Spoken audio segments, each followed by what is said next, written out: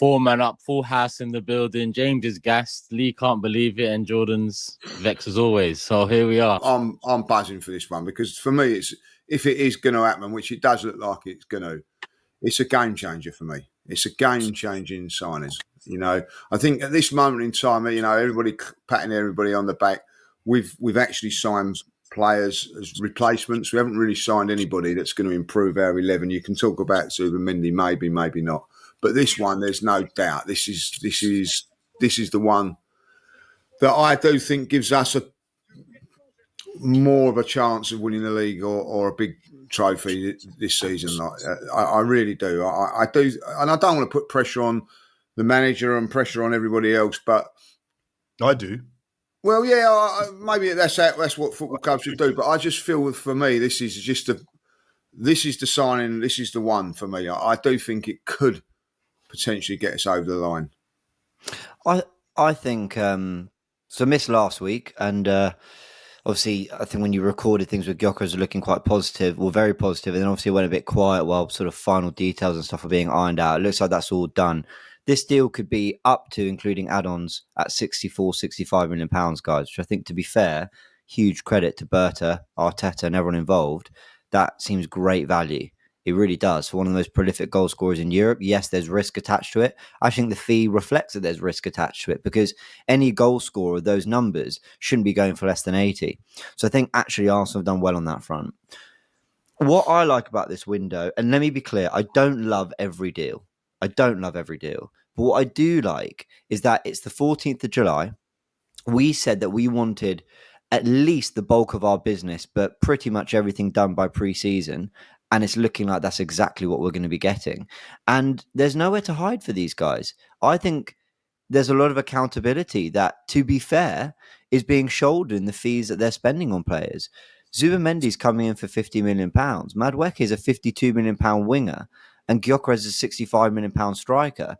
The three absolute must-address positions, whether we agree with those players or not, have been done, and we're looking to add Eze as well. Let's hope we do, because I think that's a massive missing piece. I think if that gets done, I'll feel a lot better about everything else.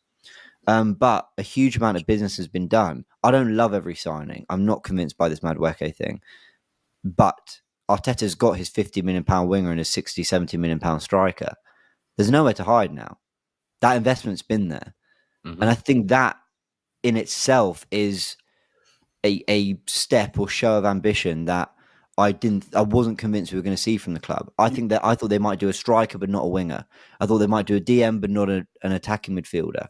And it does look like they're trying to do all of it. So guys, I'm feeling pretty positive about it. Whether I love every signing or not, I'm feeling pretty positive about it. Well, that's the point, James. You say there's nowhere to hide because they've addressed those particular positions.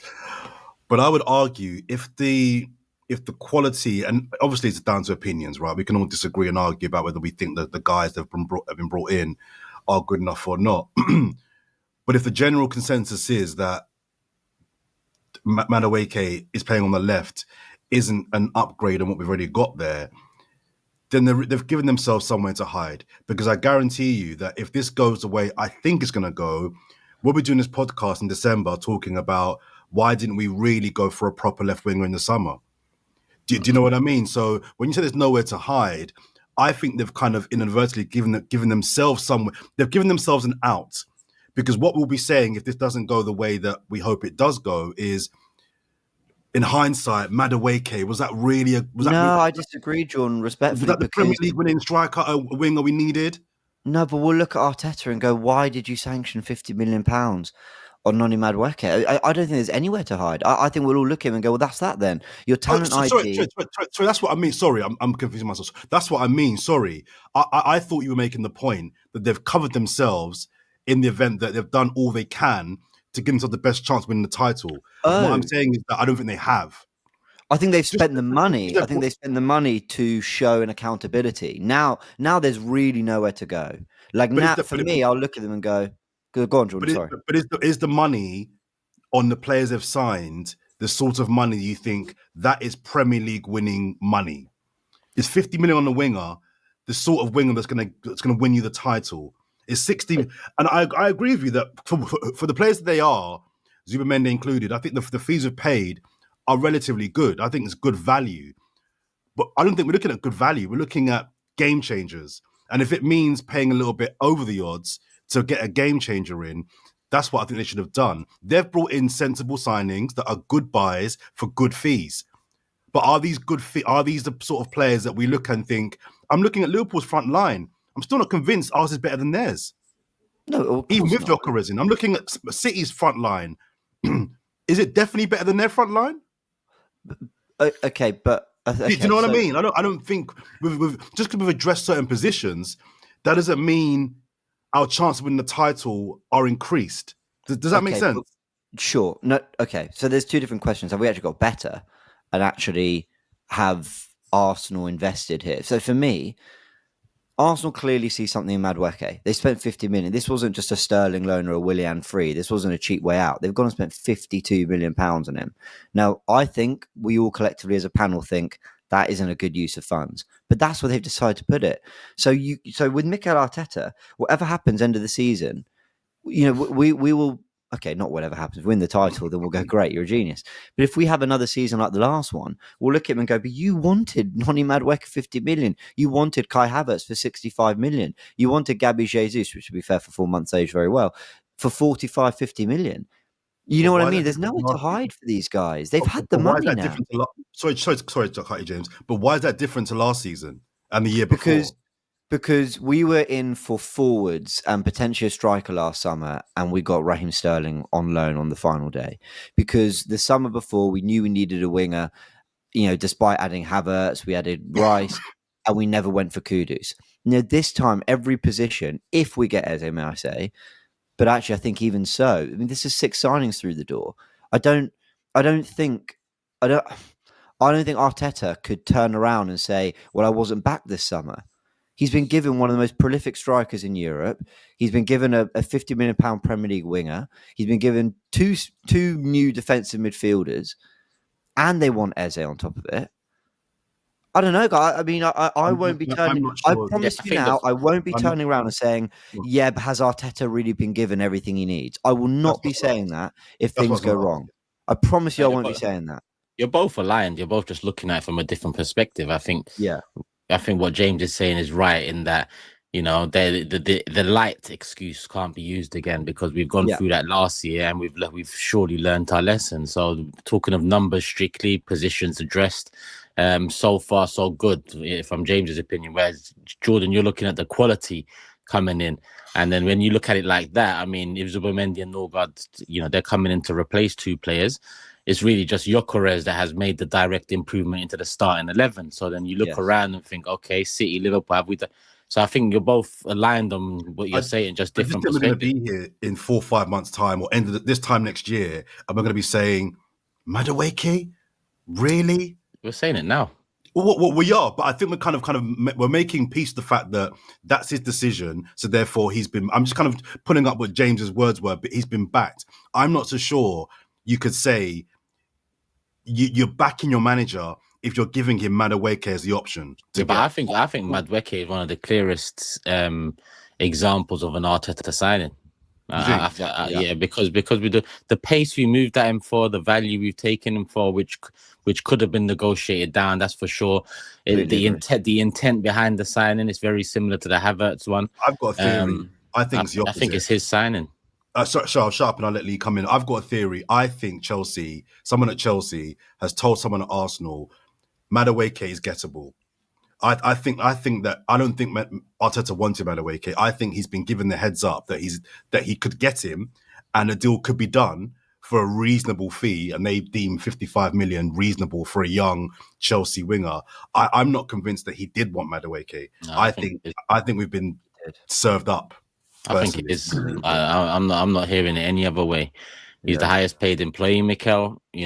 He's the one these things go through, and the pace we moved at this for, it's like very few other transfers. So for me, it's one that I think it's come out that he was a key target for Mikel. I think that's what's worded. That's from Fabrizio Ornstein, one of them. So, even that one, regardless of what we think about the quality, James is right. He's getting his man. For me, I don't agree or disagree with the signing. What I find a little bit strange is that we were prepared to not negotiate, get it done very, very quickly. We've probably, at least 15 million pound over the top. Easy. I don't care what anybody says. A player that's gone to, we've said this. It's like a player coming, like Vieira going into there to us, and we're selling Vieira for 50 million. We're not going to sell Vieira for 50 million. He's done nothing for Arsenal over the last couple of years that merits that, and nor has Madueke. He's not done that.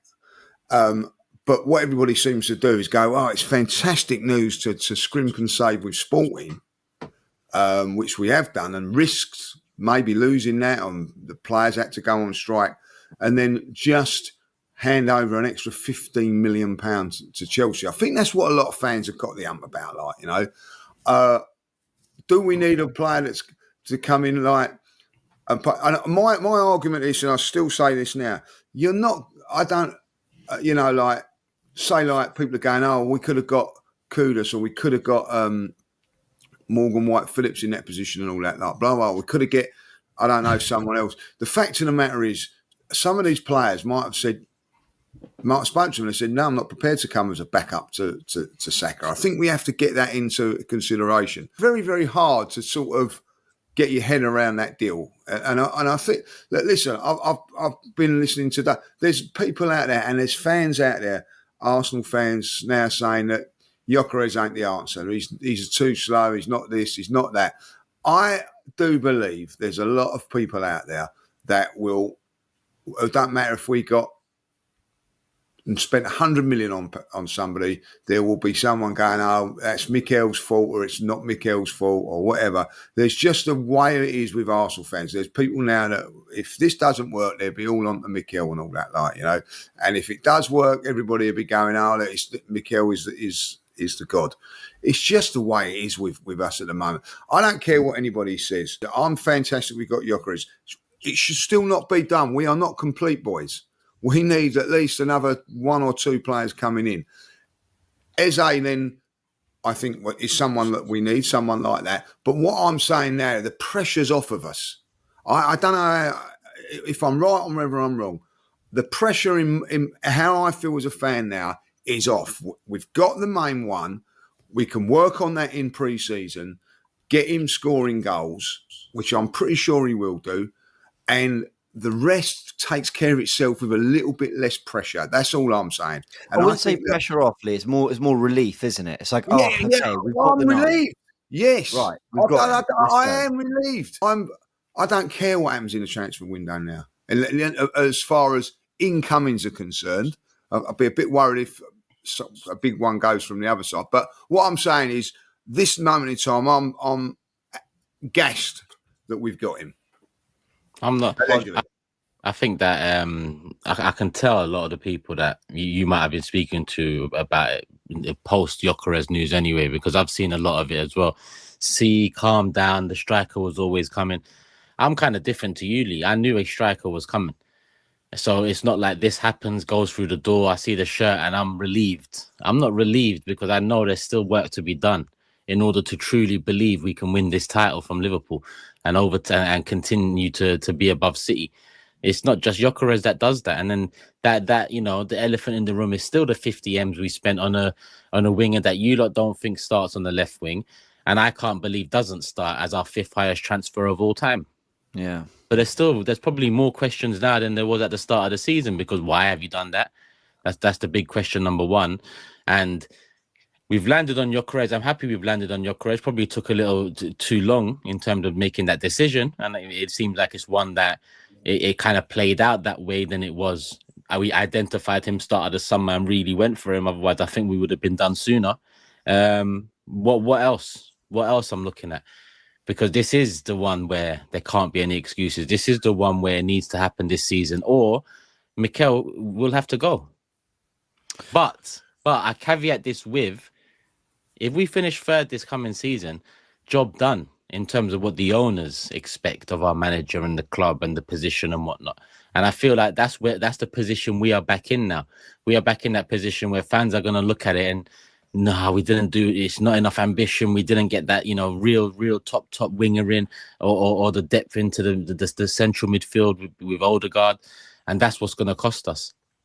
I still feel like that again, that we're back to square one, where the Champions League football will be enough, because right now we've made one improvement to our starting 11. So that means we're one injury away from what it was again, when we know we needed 3 players on top of what it was. So we are, in my opinion, we are still some way far off.